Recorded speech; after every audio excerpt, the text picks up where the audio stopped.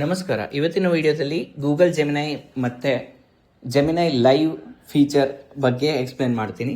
ಇದನ್ನು ನೀವು Google Play Store ಅಥವಾ ಆ್ಯಪಲ್ ಆ್ಯಪ್ ಸ್ಟೋರಿಂದ ಡೌನ್ಲೋಡ್ ಮಾಡ್ಬೋದು. ಈ ಅಪ್ಲಿಕೇಶನ್ ಓಪನ್ ಮಾಡಾದ್ಮೇಲೆ ನೀವು ಗೂಗಲ್ ಅಕೌಂಟಿಂದ ಲಾಗಿನ್ ಆಗಬೇಕು. ಈ ಲಾಗಿನ್ ಆದಮೇಲೆ ನಿಮಗೆ ಇಲ್ಲಿ ಮೈಕ್ರೋಫೋನ್ ಆಪ್ಷನ್ ಕಾಣಿಸುತ್ತೆ ಕೆಳಗಡೆ. ಅದರ ಪಕ್ಕ ಲೈವ್ ಆಪ್ಷನ್ ಅಂತ ಇದೆ. ಇದನ್ನು ಕ್ಲಿಕ್ ಮಾಡಿದ್ರೆ ನಿಮಗೆ ವಾಯ್ಸ್ನ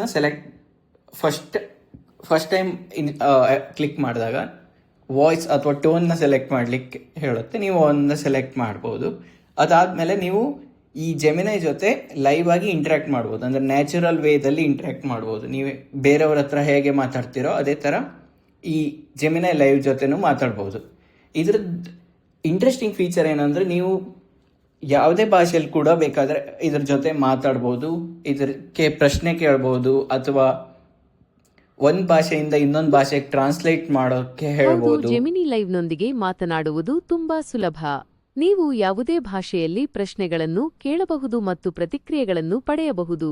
ಇದರ ಬಗ್ಗೆ ನಿಮಗೆ ಇದು ಆನ್ಸರ್ ಕೊಡ್ತಾ ಇದೆ, ಆದರೆ ನಾನು ಅದನ್ನ ಇಂಟರಪ್ಟ್ ಮಾಡಬಹುದು. ಅಂದ್ರೆ ಅದನ್ನ ನಾನು ಮಾತಾಡಿದ್ರೆ ಅದು ಆನ್ಸರ್ ಮಾಡೋದನ್ನ ಸ್ಟಾಪ್ ಮಾಡುತ್ತೆ. ಹೇಗೆ ನಾವು ಬೇರೆಯವ್ರ ಹತ್ರ ಮಾತಾಡ್ತಿದ್ದೀವೋ ಅದೇ ಥರನೇ ಮಾತಾಡ್ಬೋದು. ನಾನೀಗ ಮಾತಾಡೋದನ್ನು ನಿಲ್ಲಿಸಿದರೆ ಅದು ಆನ್ಸರ್ ಮಾಡುತ್ತೆ. ಹಾಯ್, ಹೇಗಿದೆಯಾ? ನಾನು ಚೆನ್ನಾಗಿದ್ದೇನೆ. ನಿಮಗೆ ಸಹಾಯ ಮಾಡಲು ನಾನು ಸಿದ್ಧನಿದ್ದೇನೆ. Can you translate what I am speaking in to Kannada?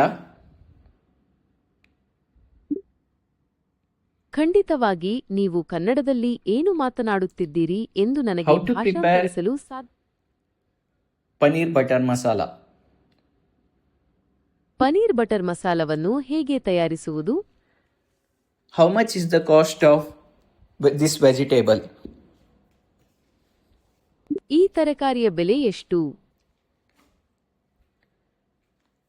Okay, now answer to my question. ನಿನ್ನೆ ನಡೆದ RCB ಮತ್ತು CSK ಮ್ಯಾಚಲ್ಲಿ ಯಾವ ಟೀಮ್ ವಿನ್ ಆಗಿತ್ತು?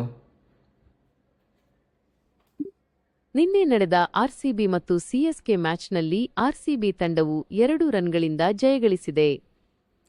ಈ ಥರ ನೀವು ಗೂಗಲ್ ಜೆಮಿನೈ ಲೈವ್ ಅಪ್ಲಿಕೇಶನ್ನ ಯೂಸ್ ಮಾಡ್ಬೋದು. ಇದನ್ನು ಬೇಡ ಅಂತಂದರೆ ಎಂಡ್ನ ಕ್ಲಿಕ್ ಮಾಡಿ ನಾರ್ಮಲ್ ಕಾನ್ವರ್ಸೇಷನ್ನಿಗೆ ಕಂಟಿನ್ಯೂ ಮಾಡ್ಬೋದು. Thank you.